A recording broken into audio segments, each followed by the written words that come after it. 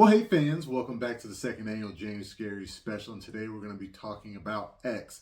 Now, X is a film that I saw on opening night last year, but I didn't want to review it. I wanted it to just be one of those films I saw for me, and I thoroughly enjoyed it. And with this being the JanuScary Special, I thought it was worth revisiting.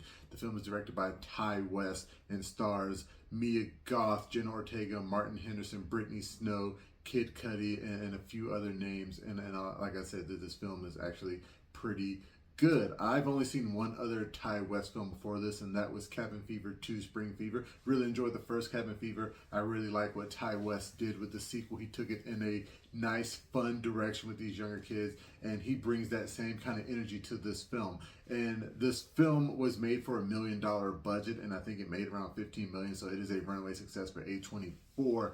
And I really like what he did with the entire atmosphere of this film. It is definitely a throwback to the old slasher films of the 80s. You had like a lot of nudity. It was very close to pornography, a lot of people having sex, and that's how you got that rule: if you have sex in a horror film, you're probably going to die. And Ty West kind of takes that aspect of those films and turns it on its head with these main characters. The plot is basically that it's like a strip club owner and a couple of his girls and a couple of his friends. They go out and rent this house from this old man out in the country to shoot a porno film. It is set in the 80s, so this is when that was just starting to boom. And of course, while they're out there, then they start getting murdered. And I think that Mia Goth is a terrific actress. She does have like this eerie beauty to her. She has the really light eyebrows, the big eyes, the small frame. She's almost very Wednesday Addams-esque, and she is just a terrific actor. And I think she would have made a great Wednesday Addams, but as we know, another star in this film, Jenna Ortega, has now taken over that role and apparently smashed it. I haven't seen the show, but I've heard good things. And the first film that I saw Mia Goth in was A Cure for Wellness. I remember watching it with my wife and seeing like this young actor on screen. I was like, she would actually make a great scream queen, and I'm glad to see that has come to fruition. And she is a great protagonist for this film. You're really following her. You want to know her backstory. We open with her in the strip club, and we pretty much follow her meeting this old lady at this house and like trying to survive these killings throughout the entire film.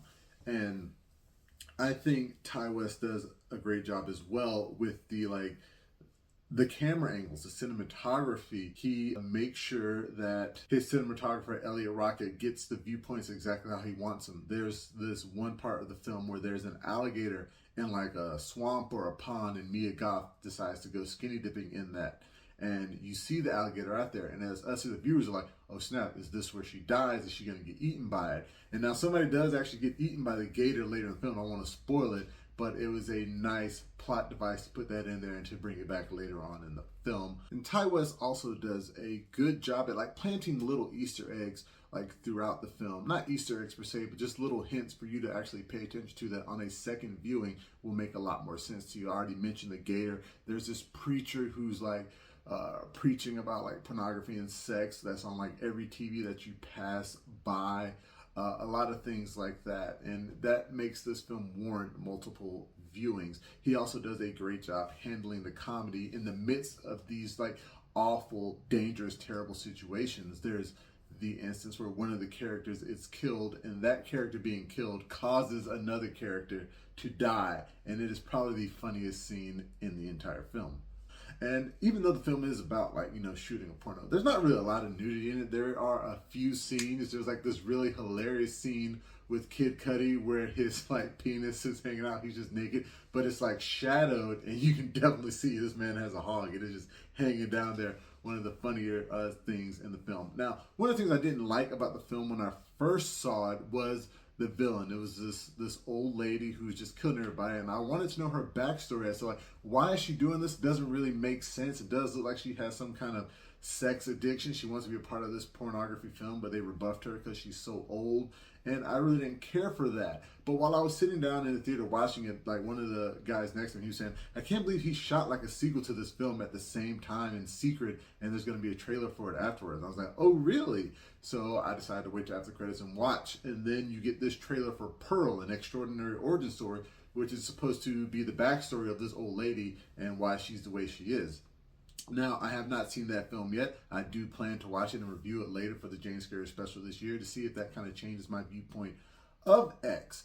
But like I said, overall, it is a great slasher. It has great comedy, nice jump scares, nice horror, nice cinematography, and I can't wait to see where Ty West goes with this franchise next. I've always said A24 should develop more franchises, and this looks like their first one. You have X, you have Pearl, and he has Maxine, which is coming out, I believe, either this year or 2024. I'm not exactly sure.